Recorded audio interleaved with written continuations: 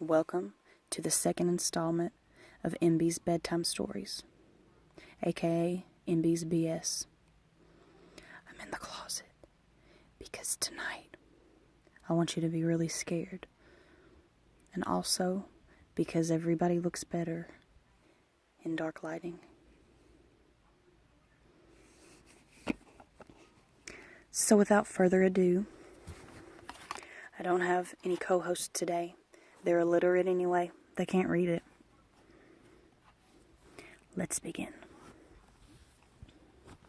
I didn't imagine it. I'm not insane. My vision may have been distorted as a result of my excessive alcohol consumption, but I know what I saw. I know that it was real. I've been in a bath full of cold water for the past hour to try to shake the feeling of being covered in blood. Her blood. It must have been about 11 p.m. when I stumbled through my front door.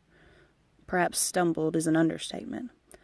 I quite literally collapsed from how mentally exhausted I was, and all I wanted to do was sleep. It had been exactly 6 months since Hannah went missing, and despite my efforts of distracting myself, I knew that it would take more than several vodka shots and the burning sensation that they left in my throat to stop me from thinking about her. Hannah is my younger sister. She's an introverted, yet somewhat jittery 16-year-old that always looks unsettled, which is why I don't believe that she ran away. No, she was kidnapped. The last person that saw Hannah on the night of her disappearance was her friend, as she was leaving a party that she was at, until I walked into my kitchen and saw her sitting on the floor tonight. "Hannah?" I sputtered as I rubbed my eyes, trying to adjust my sight to the dark room. No response. She sat on the floor with her back against the fridge, hugging her knees into her chest. Without hesitation, I slammed my fist against the light switch to illuminate the room, but before I could run towards her, there were 3 loud bangs against the windows. I looked up to see my sister Hannah on the other side of the glass. Although her voice was muffled, the terror-stricken expression on her face, which was covered in smudged makeup, made it clear that she was saying what she was saying.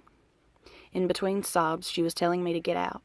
I switched my attention to the girl sat on my floor, who was now staring at me. I swiftly turned around and grabbed the door handle, but the door wouldn't open. The handle wouldn't even turn. While I was frantically trying to move the handle, I locked eyes with the girl in my kitchen, who was now slowly standing up. She wore the same baggy, faded pink sweater that Hannah always wore. However, it was ripped and soaked with blood, which caused the material to cling to her petite frame.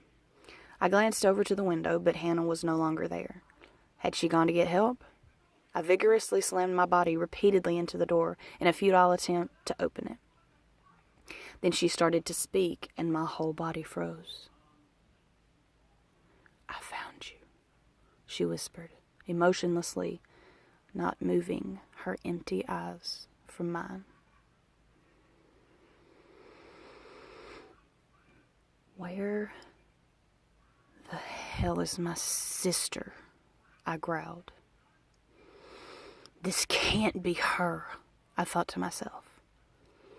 The way that she was menacingly glaring at me. Hannah would never look at me that way.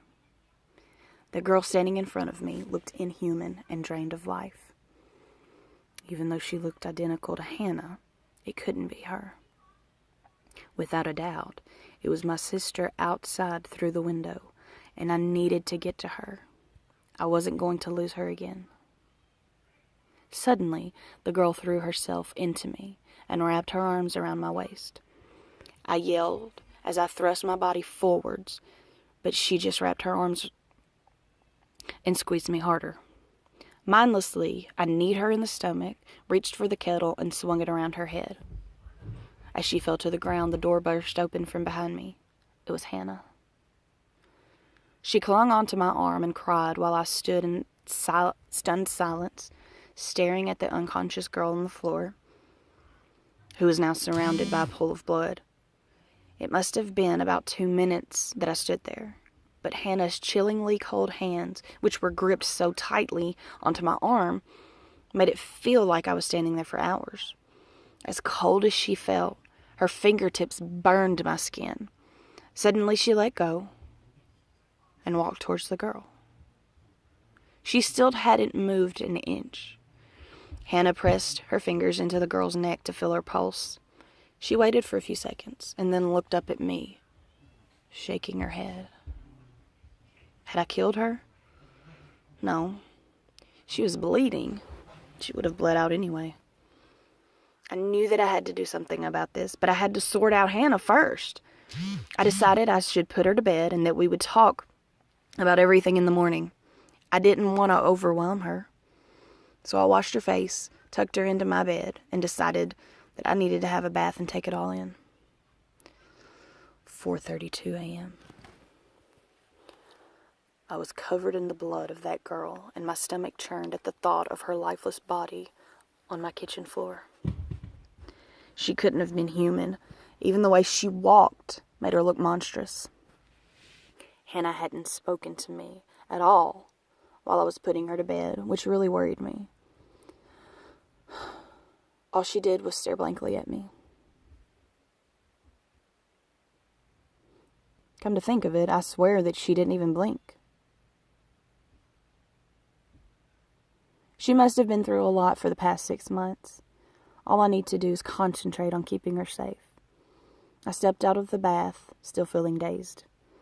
As much as I didn't want to deal with the dead body in my kitchen, I knew that I had to do it before Hannah wakes up. I slowly crept downstairs as the floorboards creaked beneath my feet. I stood outside the kitchen door. Why was I afraid to go in? My throat felt sore, as if I had swallowed razor blades. I gulped and pushed open the door. Gone. Everything was gone, and my kitchen had returned to its immaculate state. The body, the blood, it was gone. I stepped backwards and screamed as I nearly tripped over. Hannah. I sprinted up the staircase to my bedroom where Hannah was sleeping. I pushed open my bedroom floor and collapsed onto my knees. I don't know how that makes sense. My head started spinning and all I could see nothing but an ocean of crimson.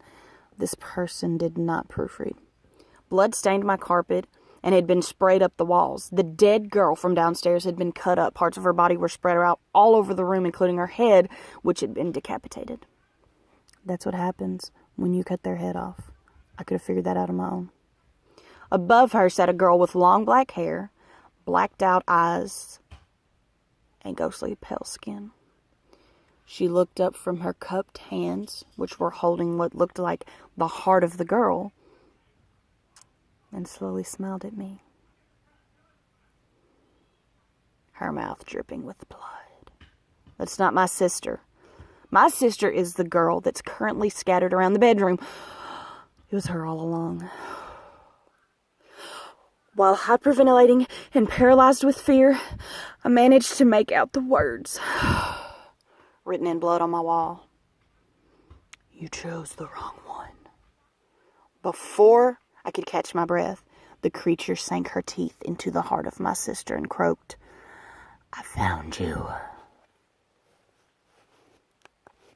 So, tonight, I hope that you can sleep well. Good night and pleasant dreams.